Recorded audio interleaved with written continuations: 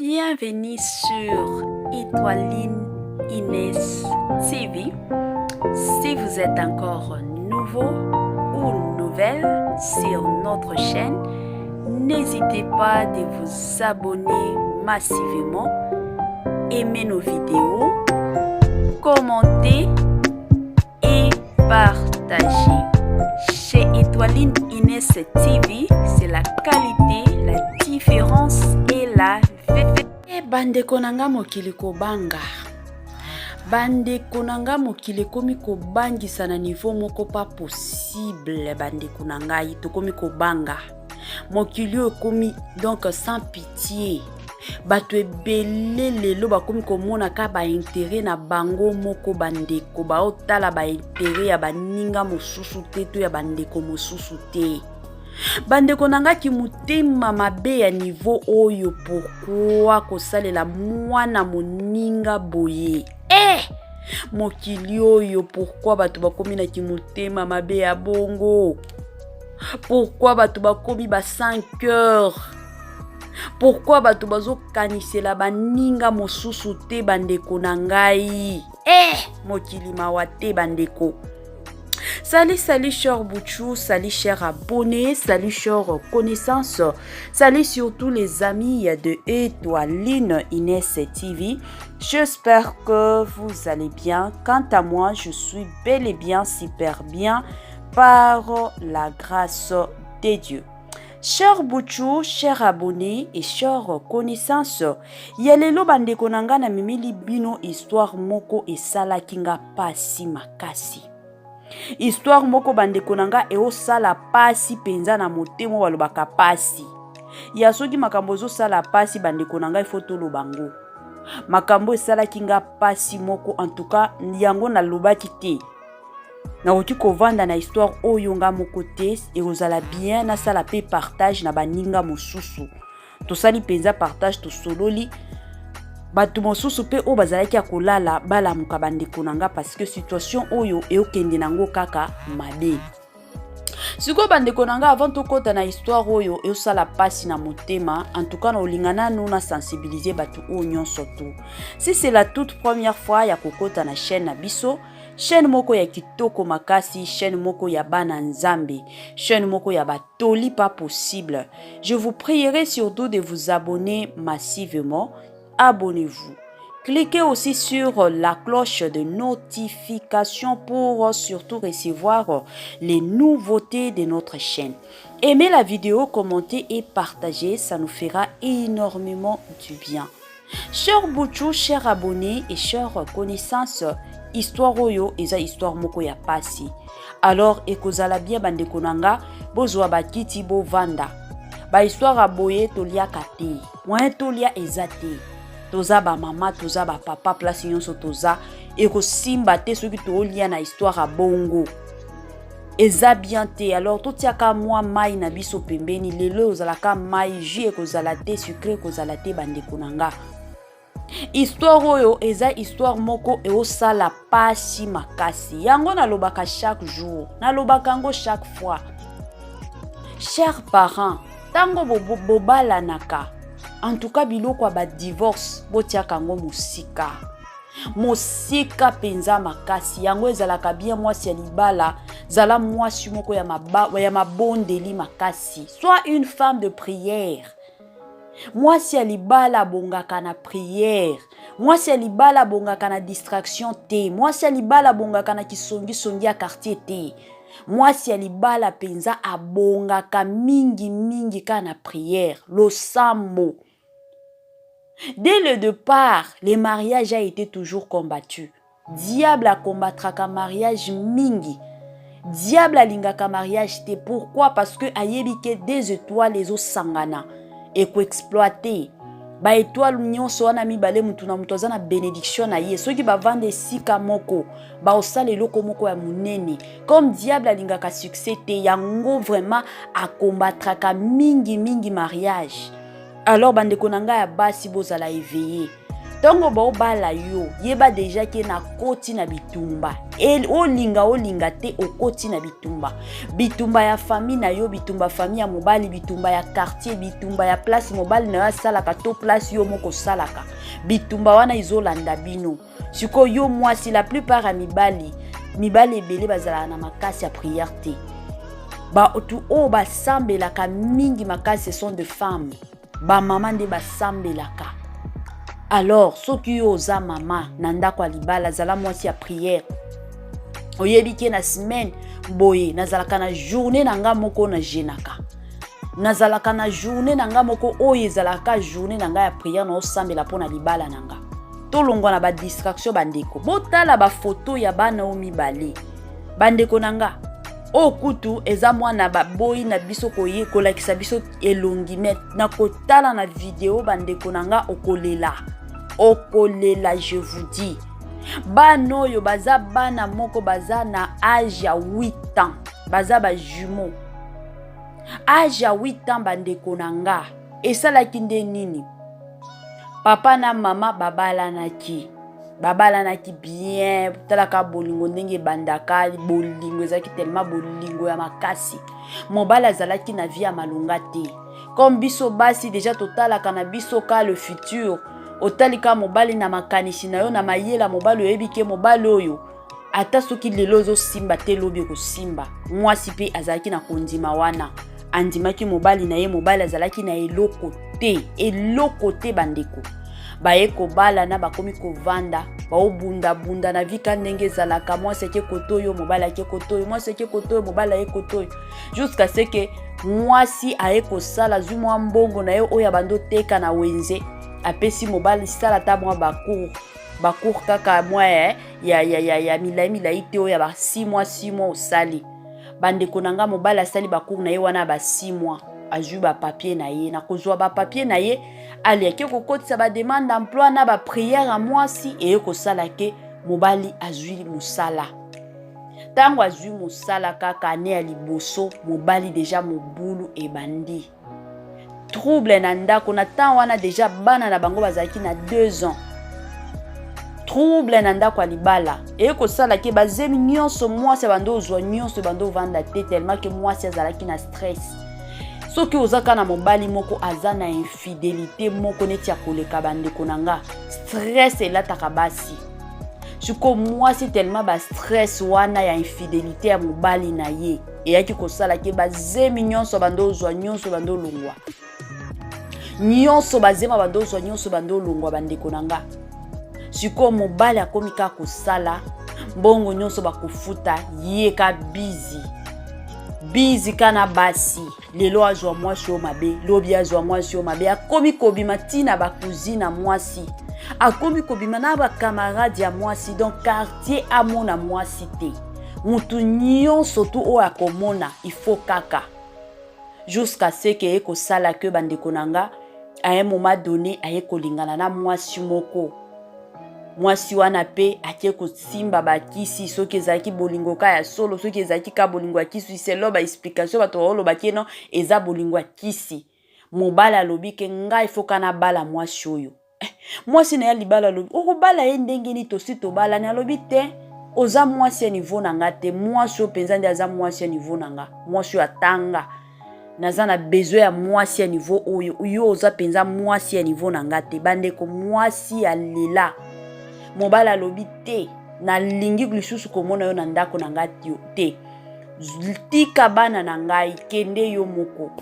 Comme mwasi pe ba parents na bazaki akokufa azaki na place ya okende te azaki na choix te, alobi ke ok ça va comme ça na otikela yo bana na bando yaka ka kotala ka bana. Bandeko nanga de mwasi akendaki, mwasi ya mibale dans marâtre, mwasi ya sika ya papa akoti na ndako. Tango akoti yende mère queen mada mère de mère andako, bandeko akomi kopesa ba ordre, akomi konyokola bana ya 8 ans. Bana ya 8 ans je vous dis la famille bana o bayebaka eloko te ba azana bango ba angelu, akomi konyokola bango pas possible.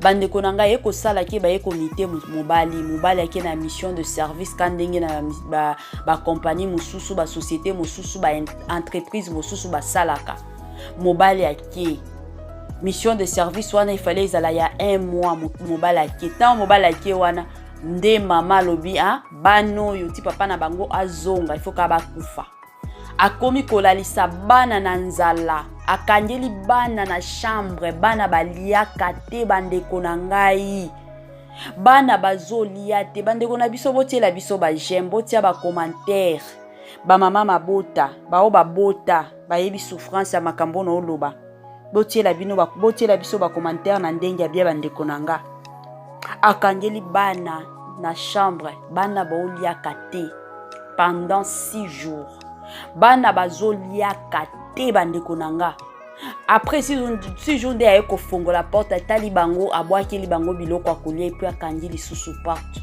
soki akangi porte bongo soki motema etuti ye pendant après 3 jours ke apesa bango biloko akolia wana après 3 jours aopesa bango biloko akolia soki motema etuti ye te il faut bakende ti 5 jours bakende donc abando sala bongo jusqu'à ce que monika makambo makila soki oza penza mwana nzambe ozaka mwana nzambe mama na bango jour mosusu ka alamuki alobi te ça fait un bail il faut nakende tala bana na ngai motema kaka camarade na ye moko ayebisi bana na yo bazwa bien ozonyokwama pourquoi alobi ka lelo penza motema depuis tongo kana kende tala bana na ngai bandeko bana bazalaki na santé ya kitoko nde mama kobima ka alobi ke nakende tala bana na kokota kotoke porte asengi mama wana alakisa ye bana mama wana donc banda na ye akomi koboya okomona bana na nga te boye pe alobi te baza bana na nga mutu na bota bango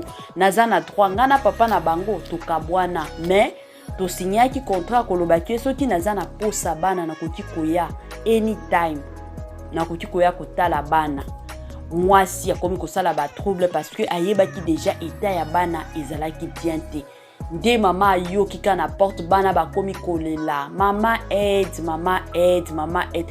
de bato ya quartier balobi te eza bana na ye fo amona bango bandeko nde bato ya quartier kokota makambo wana baye kokota na ndako kokende ofungola porte boy nde bakuti bana na état oyo bana ya 8 ans bana bakomi komimona donc bakomi soki otali bango komona ke no bano baza soki na ba 50 ans soki ba 80 ans bana 8 ans bandeko nanga motema mabe ya niveau wana pourquoi communauté na biso pourquoi motema mabe ya bongo lelo tomona basi ebele bazondima na bango kokota kokende koyiba mabala batu ka pona konyokola bana batu soki omoni ke ozala na yo capable te ya koprendre soin ya bana ya mibali na yo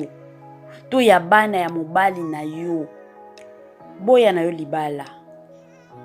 yo libala lelo to mona basi ebele omona akuti mobali peut-être mwasi na ye akufa mwasi wana tika bana mobali aye abali ye akoti na ndako libala akomi konyokola bana ya mobali bandeko na ngai la vie a toujours eu beaucoup de surprises mosusu okanisaki batu oyo bako zwaka soin na nga ntango na kozala koko ntango na kokola ezaka bano na boti vie ekendaka bongo te omona peut-être bana na yo oyo boti bazozwa soin na yo te ka bana mbanda bana ya mobali na yo nde bakomi kozwa soin na yo lelo to omona na ba famille ebele omona ta petite sœur akufi bana baki epai ya mama kulutu akomi konyokola bana ya leki na ye ata soki ekomi ntango akobala mwana leki na yo alingi abala paske mama na ye akufa yo oboya olingi babala mwana na yo bandeko totikaki motema mabe mutu na mutu dans la vie ayaka na bénédiction na ye yango balobaka chaque jour le mariage c'est pour le mature ce que monique nazalanga mature te en tout cas komikotisa te na ndako libala batu te komikotisa te. Zela tango ozala na yo matiri nde okende kota. Bandeko situation oyo esalaki nga pasi. Yango nga na oloba donc na midi ya lelo. Je suis contre les divorces. Naza contre ya batu o batelemaka penza ke no to divorcer. Naza contre. Bandeko nanga. Soki bomoni ke na mariage na bino e osimba te parce que na mariage ezalaka na mutu moko oya comprenaka situation. Et mosusu omona peut-être mobala comprendre ke o eza diable alingi to kabwana. Et mosusu ezalaka mwasi omona mwasi ya comprendre ke no o eza diable alingaki to kabwana. Siko soki yo déjà comprendre situation papa to mama place union sozo landanga en tout cas na osenga na yo bondela. Soki o comprendre situation ke oyo penza eza diable nde azo combattre biso. En tout cas kota penza na mabondeli, kota penza na mozindo ke ndo sambela. Divorce ezalaka bien te e affectaka bana mingi makasi. Bana ebele bazalaka affecté.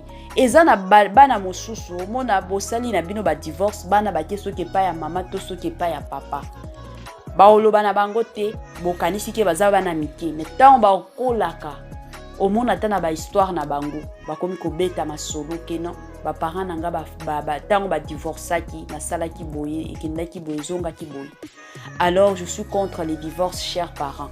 Soki bo balani eloko il faut koyeba ezaki on se marie pour le meilleur et pour le pur. Ezalaka bongo.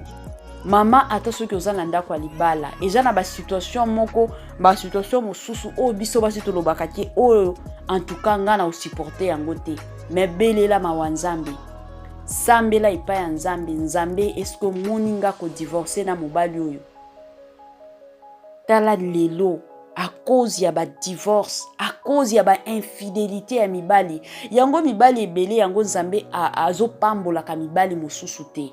Pourquoi? Parce que la plupart ya mibali ezaka mike o bazalaka soki bazwi mbongo ba garda basi na bango ba garda fidélité na bango pa ya basi mais la plupart ya mibali soki ka mobali akomi ko toucher ba mbongo omona ka mobali miso komi paka ka pai ata la gauche mabe ata la droite mabe ata la kotoyo mabe. Yango bomona ba papa ebele lelo ti ba botama ndenge bazokola basimi na nzete nanu a conduire ta voiture te. Non akomi na eka azaka bongo pourquoi nzambe ayebaka. Alors ba papa nanga na osenga na bino botala peka oyo mwasi o bandana ye na souffrance mwasi wana supporta souffrance na yo tango pe nzambe akopambola yo tikalaka na mwasi wana o changer mwasi lisusu te.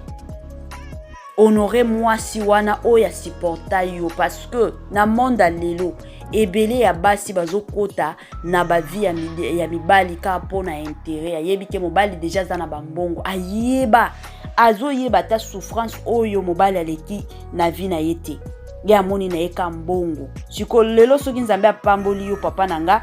En tout cas, yo pe honorer vraiment moi si oyo a supporta ba faiblesse na yo, moi si oyo a supporta ba pauvreté na yo.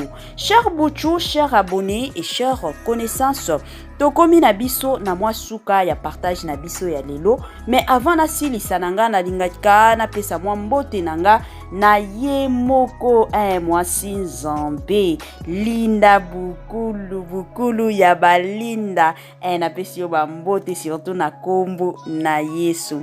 En tout cas la famille bote la biso ba j'aime ba commentaire ba lo nyonso bye bye et à la